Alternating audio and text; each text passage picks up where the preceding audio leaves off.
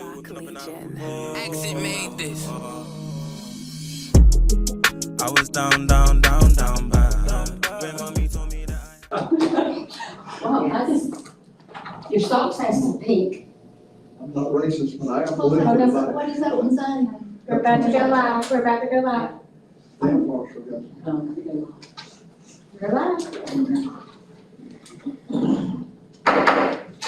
Chair calls the July 1st special call meeting to order. And I will do the invocation and the pledge of allegiance tonight. So if you would, bow with us. Father, we thank you for this day. We thank you for the fact we live in America. Thank you for the fact we live in Stanley County. Thank you for your goodness in all situations.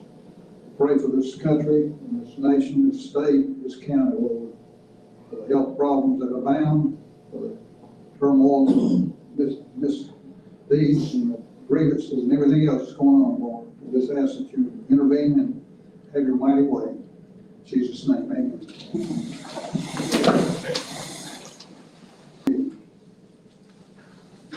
Do we have any corrections or deletions or additions, changes to the minutes?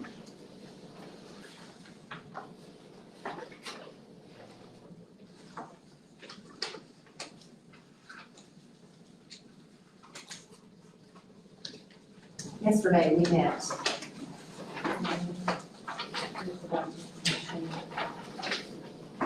Dr. Led Lewis presented some information to the committee that we really want for the whole board to discuss.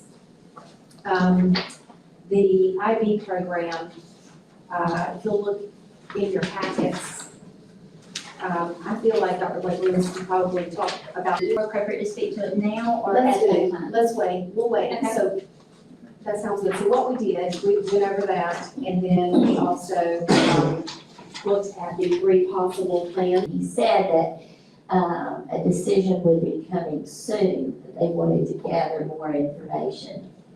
And that he did not give a date, he just said it would be coming soon.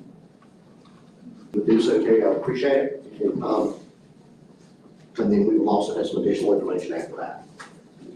Thank you. In your packet, you should have a budget amendment number 13. What I did this go around. Fund, is that Fund 8? Yes, it is. Okay. So on the revenue side, we have federal, local. We've got fund balance appropriated, unrestricted local funds. I'm just trying to look, because if we look across, since these are the final numbers for the previous school year, right? So I see we got capital outlay, we had an increase of $1 million. That was that increase? We have sales tax revenue, we have a negative $1 million. But then we have an other miscellaneous revenue of $1 million. What was the difference? That was the adjustment that had to be done with the quarter cent sales tax. You know, originally it was put in the capital outlay fund as $1 million for quarter cent sales tax. And that was allocated by the county commissioners.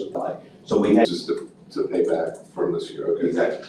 All right, so, and we don't know what that's gonna be, but we have $1 million there, then we also have a local fund of $900,000. Yes. So we're looking at a roughly, 2.2 million, something like that, increase. Okay, I just want to triple check on that, thank you. Any other questions concerning the budget amendments?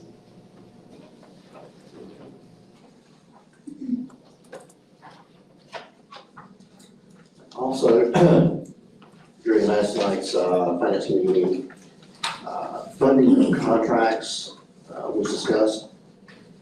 And a number of our contracts are up for renewal. That I've come across, 30-day window, is, it's sort of hard to find contracts that has that small amount of time when it comes to termination of contracts. All of them do have the verbiage, because we are a government entity and we're funded mostly by government agencies. They do have the funding clause in there that if we lose funding, that it can end immediately at termination. But what grounds at this point do we say we've lost funding if the funding's there to cover? Like Mr. Chance said, if there's a grant where they have been wrote into, and the grant's a 3-year grant, and we get so much each year, where do we say we don't have the funds to keep those contractors? Are these simple, This list hasn't been compiled. I have seen the list, yes. So there is a list already compiled. Yes, Oh, but it needs okay. to be updated. So let me ask you, you were saying that there are some things that we're paying fees to that the state would pay for free that we're paying in excess. Of course, we don't need to. Correct. Can you name any of those? Do you know those right now? Was Parker, who is our IB authorization manager, and we asked those questions about pausing the process. She said there is no pause for IB, that if we wanted to delay the start this year, that we would be obligated to continue to pay the $9,500 candidacy. If we opted to terminate the process, that we would have to start all over again with the application fee, the candidacy fee for 2 years, and then the professional development cost to staff. Now, we haven't paid the professional development. I just pay a $9,000 fee to hold a placement for a high school program when we can start over for really 10,000 more, plus a little bit more than that, and really start it right with the middle grades, if there is interest, enough interest. May I add to that? First of all, I know that, Dr. Blackbush, you were enlightening the board now.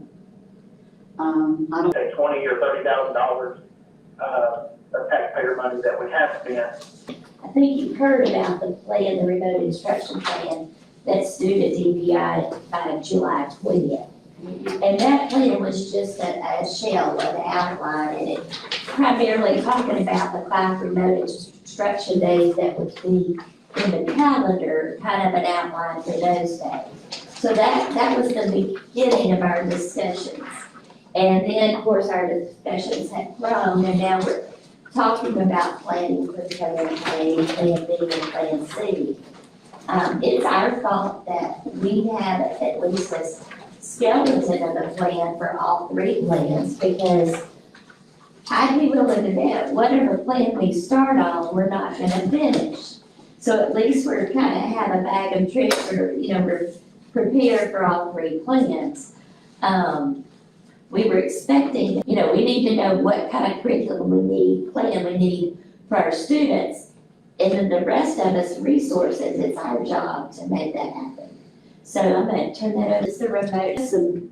A pessimist, I guess, and a negative person with all of this, because I think we've got a huge opportunity, don't we? I mean, because Ms. Crump said it, we've got students that are very savvy, and they have found out they like this kind of learning, or needs.